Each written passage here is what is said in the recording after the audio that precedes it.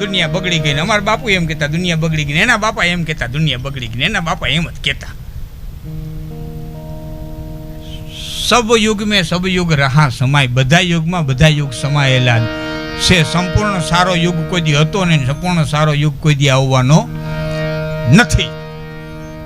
ભયંકર જંગલની માલિકોને સબરીબાઈ રહેતા હતા અને લંકાની માલિકોને શૂર્પણખા રહેતી હતી. લંકાની માલિકોને વિભીષણ ભક્તિ કરી શકતા હતા અને અયોધ્યાની માલિકો સીતાજીને માથે મેણું મારનારા રહેતા હતા. દુનિયામાં બધું સારું કોઈ દી હતું નહીં. અને અમે અહીંથી જે કાંઈ બોલીએ છીએ એ બધું બધા માટે હોતું નથી ને બધું બધાને આવડતું નથી. બધું બધાને આવડતું નથી. લાખણજી ગઢવી કે લતા મંગેશકર હોય આખી દુનિયા રાજી ન કરી શકે. બધું બધાને આવડતું નથી. મારા મામા ઘણી વખત કહેતા હોય સોનિયા ગાંધી આખો દેશ હકવી શકે ને ભેંસ દોતા ન આવડે. ભલે નહીં આખો દેશ હકવે પણ એને દોણું લઈને ડોબા હેઠે બેહાડો તેને ડોકા પાડતા થોડા આવડે. હા, મારા મામાની ઝીણી ઝીણી વાતો બહુ મજાની હોય.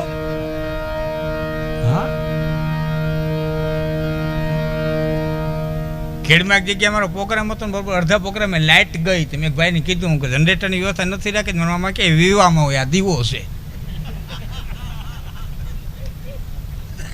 જનરેટર વિવામાં હોય દીવામ ન હોય. ભાઈ મારી હાવ શરૂઆત એટલે કે રાજા બાપા મારા પરિચયમાં નહોતા આવ્યા એ વખતની મારી હાવ શરૂઆત. અને તે અમારે પૂંજા બાપા ઉતરેજા અહીંયા મઠ પહેલો મારો એને પ્રોગ્રામ. ત્યાં તો ભાઈ કંઈક આપણી પાસે વાહન બાહન કાંઈ હતા નહીં. હાનની બસમાં ડુંગળીવાળીમાં આવવાનું અને ઉતરવાનું જવાનું. બધું એ બસમાં ઉતરવાનું. હું મારા મામા બે હાઈલા જાય ધારમાં થાય. એમાં રસ્તા મેં કીધું મેર દાયરામાં મેં કોઈ દી પ્રોગ્રામ નથી કર્યા મામા. આ દાયરામાં ક્યાં રસ ઉપર વાતો કરશું મજા આવશે. મને કે હરસ ખરસ ને ઉધરસ ત્રણ ન હોવા જોઈએ. તને હરસ ન હોવા જોઈએ, બોલતા બોલતા ઉધરસ ન હોવો જોઈએ, હામાવાળાને કંઈ ખરસ ન થવો જોઈએ. એ પ્રોગ્રામ જામે બેઠા છે ને વાત કરો. બહુ ઝીણી વાત હોય ને બહુ પ્રભુદાન મામા માનભાની જેમ બહુ ઝીણી વાત. હા, ઓળદર મારી કથા હતી ને એક વ્યક્તિ આવે આવું છું એમ કરી રાખ્યો ને આવ્યો નહીં. મામાને કીધું મામા ઓયલો મને 9 દી સુધી કીધે જ રાખ્યો આવું છું મારી કથામાં ન આવ્યો. મને કે ચટણી વાળો છે કથામાં મીઠા વાળા જાય.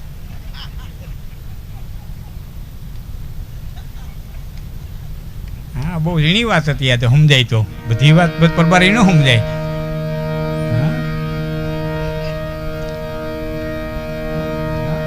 બહુ ઝીણી વાત હોય. દાતા હોય ને ત્યાં ઓળણી મંડે ભાઈ દાતા હા આપે ને એને દાતા કહેવાય. દંતાળના હોય ને એને દાતા કહેવાય. દાતા હોય ને ઓળણી મંડાય પછી એમાં વાવેતર થાય અને પછી એમાંથી ઉપજ આવે. બાકી દાઢાઓમાં તો રાપું સડે બીજાને ઉઠલાવા હોય ને જડામૂળ કાઢવા હોય ને દાઢે વાવેતર થોડા હોય. દાતા એ જ વાવેતર થયા છે. દાતા એ વાવેતર થયા છે ને અઘરી વસ્તુ હોય તો એ છે દેવું મરવું અને દાજવું. ઝાલવી ખગારી જટ કલો કહે શ્રી ઠાકરા એટલી વહીમી ખતરી વટે. તો દેવું મરવું અને દાજવું પછી ઝાલવી ખગારી જટ દેવું આપી દેવું. મારે કેવું ને દેજો દેજો દેવું તો તમારે મારે ખાલી કેવું છે ને દેજો દેજો દેજો દેજો દેવું તો તમારે બહુ અઘરું છે.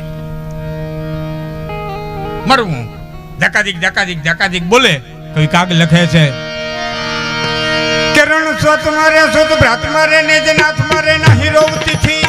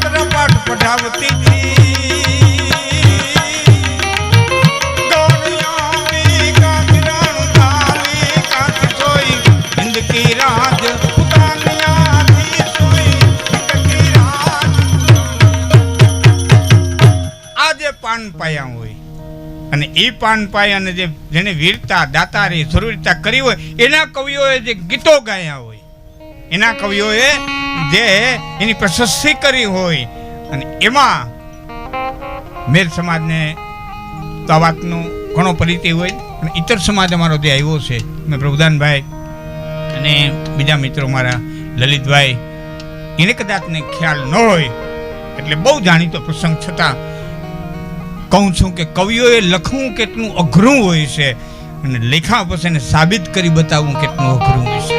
પ્રભુદાનભાઈના પુસ્તકો મારી પાસે આવ્યા, પોતે સારા લેખક પણ છે, કવિતાઓ પણ ખૂબ સારી લખે છે. લખવું એ વસ્તુ જુદી છે, સમાજ જ્યારે પ્રશ્ન ઉપસ્થિત કરે ત્યારે સાબિત કરી દેવું. ભાવેશભાઈને કદાચ પ્રસંગનો ખ્યાલ ન હોય તો હું કહું છું કે જેદી જામનગરના એક અધિકારીની ઓફિસની માલિક ફરી અને એક અભણ મેર એમ કહેતો હતો કે મારી ફૂઈની ભેહું લઈ આવ્યા છે અહીંયા, મારી ફૂઈની ભેહું લઈ આવ્યા છે અહીંયા, મારી ફૂઈની ભેહું લઈ આવ્યા છે અહીંયા. અને તેદી એને ઠેબે ચડાવ્યો, ધૂધકાર્યો, તગડ્યો. માણસે પૂછ્યું, કોઈની ભેહુંનો ક્યાંય પતો ન લાગ્યો, કોઈ હરખો જવાબ ન દીધો. તો ગમે એ ગામની ભેહુંનું ખાડું વારી ગોવાળિયાને મારી અધમુવા કરી આખું ખાડું વાળી અને આવ્યો ને ફૂઈને એમ કીધું લે તારે જેટલું રાખવ્યું એટલું રાખ, તાર્યું તો ન જડ્યું પણ બીજાનું લેવું. પણ હવે મને જામ જીવવા ન દે અને મારી માથે કેસ કરે અને કાળા પાણાની સજા થાય અને રીબાઈ મરવું એના કરતા ભાઈડા વળથી ન મરવું. એટલે હું જાઉં છું પોલે પાણે. અને એ પોલે પાણે એ ઉતારો કર્યો નાથા મોઢવાડિયાએ, અને એ જામની હદમાં બારવટો ખેડી અને પોલે પાણે આવતો રહીએ. પ્રભુદાનભાઈ બરડા ડુંગરમાં પોલો પાણો છે, કદાચ આપણે જોયો હશે. આ માણા જાય ઘોડી હોતો વયો જાય એટલી જગ્યાએ માલિકો વિશાળ પટ છે, માલિકો રહેઠાણ થઈ હકે, માલિકો રસોડા થઈ હકે, માલિકો માણસો ભાવેશભાઈ રહી હકે, એ બધી વ્યવસ્થા છે. 200 માણસ હમાય જાય એવડું માલિકો સગવડતા છે. અને ન્યારી જામની હદમાં બારવટો ખેલી આવે, ગામડા ભાંગી આવે, પોલે પાણી આવતો રહે. કારણ પોલો પાણો રાણા સાહેબની હદમાં. એટલે આપણે કેમ આલિયા ભાગી જાય ને પછી કઈ કરી નથી શકતા? આપત્તિ તે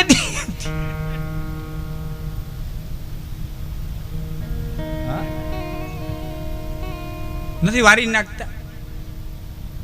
હાવણી ઘર વારે, હાવણીનો ફરિયું વારે. આ હિન્દુસ્તાન વાર નાખે, આનું શું કરવું?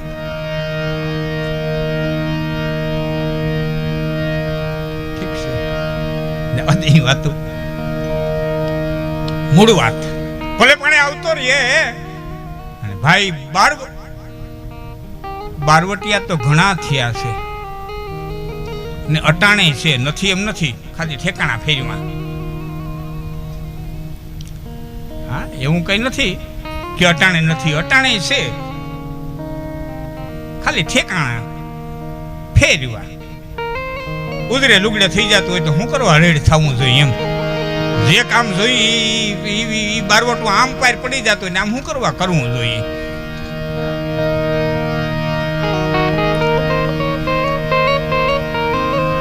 પણ મૂળ વાત કરી દઉં. અને એ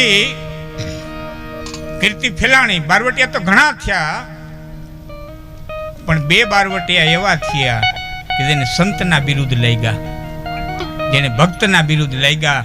એવા 2 બારવટિયા. એક આપા જોગીદાસ ખુમાણ, જેને કુંડલા હાટું થઈને બારવટું ખેડ્યું, એને સંતનું બિરુદ લઈ ગયું. અને બીજો નાથો મોઢવાડીયો, જે નાથો ભગત કહેવાનો, એને ભગતનું બિરુદ લઈ ગયો. તેને નીતિથી બારવટા ખેડ્યા, નાથાના રાહાળા ગવાણા. શેરીએ નાકે બેનું દીકરીઓ ભેડીઓ થાય, રાહાળા ગાય, કવિઓ કવિતાઓ લખે. એમાં રાજા નામના 12 નાથા મોઢવાડિયાને વિસી લખી, 20 દુવા લખ્યા. અને એ વિસી લઈ અને સંભળાવા ગયો. જે કાંઈને મોજ આવી હોય એ વિસી પ્રખ્યાત થઈ. અને એમાં છત્રાવા ગામનો રાણો ખૂટી કરી અને મેર દ્વારિકાની જાત્રાએ નીકળ્યો અને મોઢવાડાના પાદરની માલિકોથી સંઘ નીકળ્યો.